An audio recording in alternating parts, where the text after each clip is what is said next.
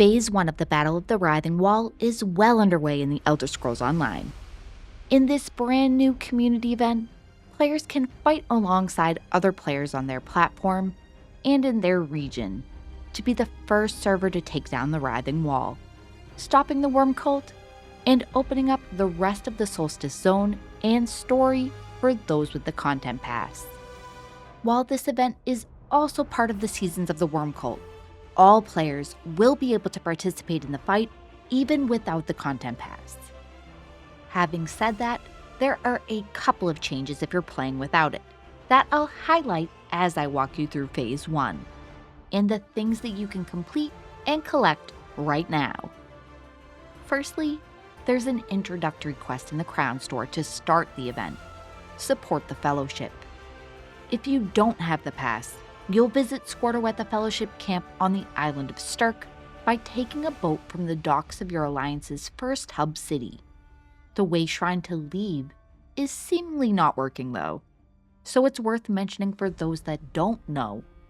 Houses that you own, friends lists, guilds lists, and group lists can be used to travel to a way shrine completely for free. Don't waste your gold because the cultist held you captive on Stirk.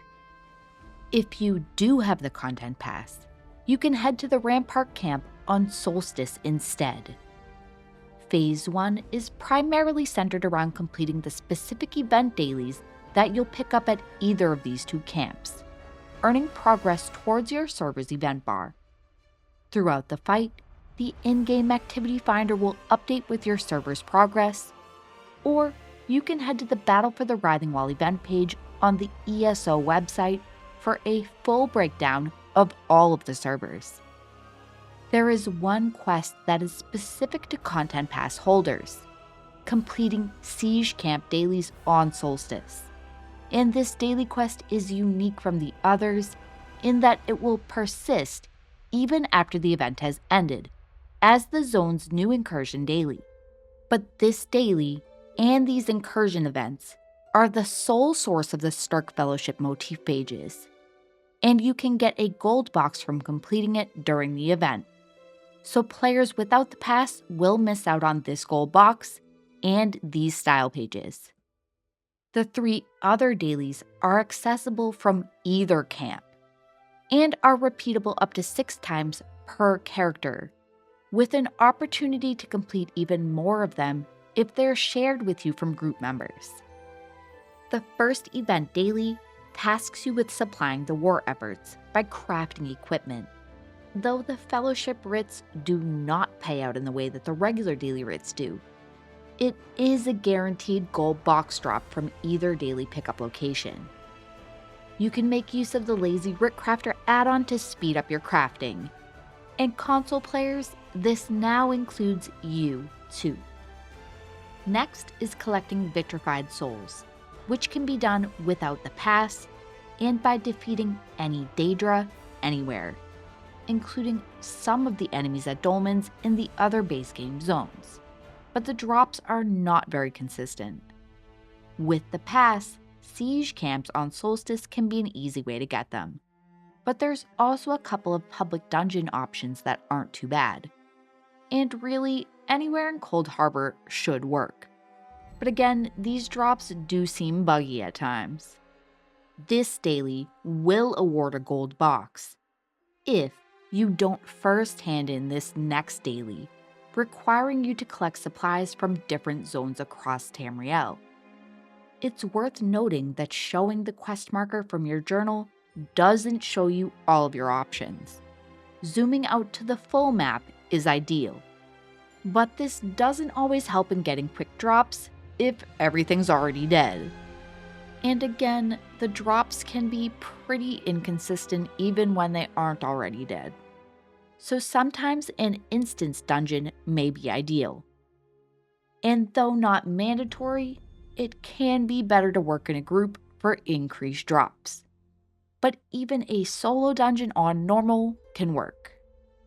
The first variant of this daily requires you to get Creature Fat, collected from any of the Ebonheart Pack zones, but Blessed Crucible or Fungal Grotto 1 are both quick options for their entryway Durzogs.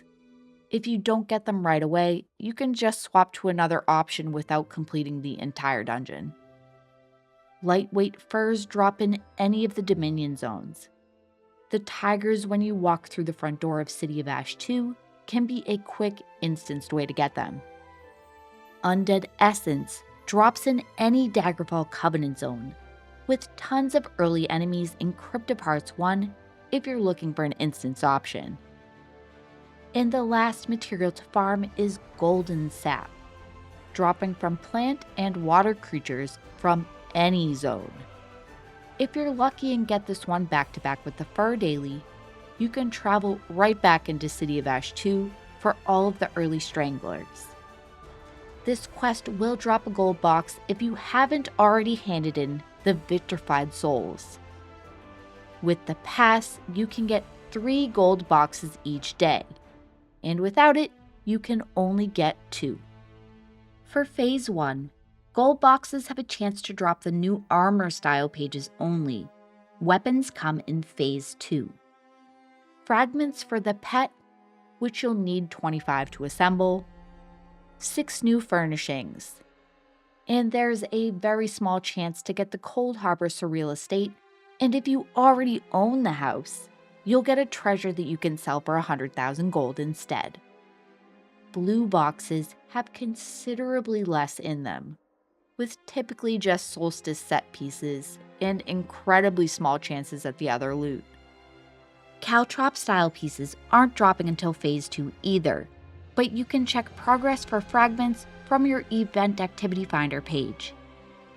Aside from the event dailies, you can further contribute to your server's event bar by defeating the worm cultists that have taken over delves and public dungeons in the Overland. You can tell where they are by the glow around their map icons. They respawn a little faster than the original bosses, with bigger health bars.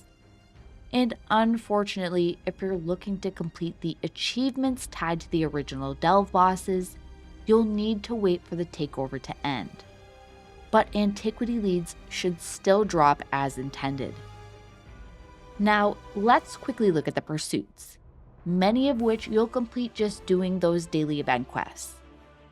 There are 43 in total, and you'll need to complete 20 for the top prize, this fittingly themed mount.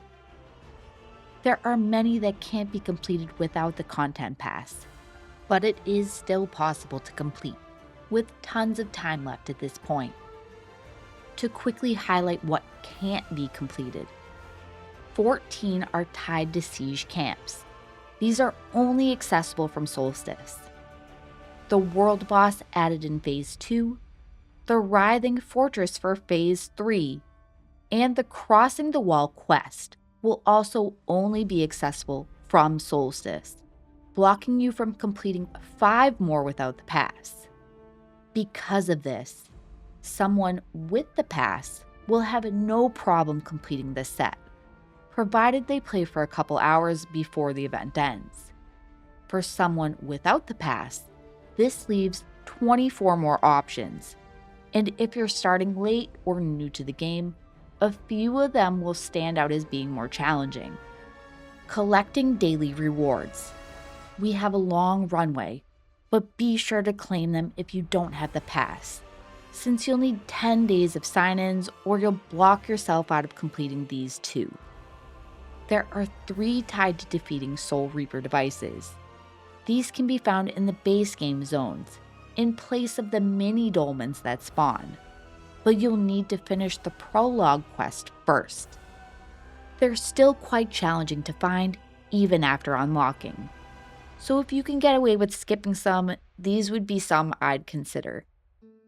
3 Master Writs can also seem challenging if you're new, but as long as you have a character with level 50 in the alchemy skill, and complete the daily writs that you pick up in major cities, you'll be able to get easy ones to complete, even on a character under 50.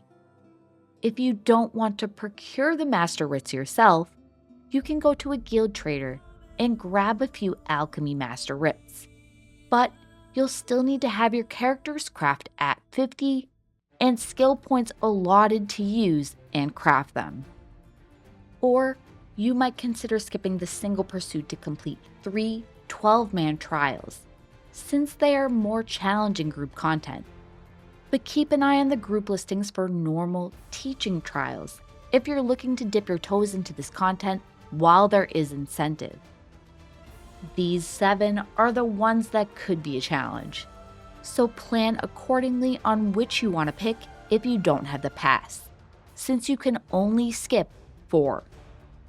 The rest of the pursuits are tied to the event dailies or killing specific enemies, all of which we've discussed so far. As a reminder, players without the content pass can only get 2 gold boxes each day instead of 3. They can't access the Solstice Zone or its achievements, events, or story, and they can't get the Stirk Fellowship motif. There are no event tickets during the Writhing Wall event. This is a unique, lore-focused effort where the community works together to push back the Wormcult.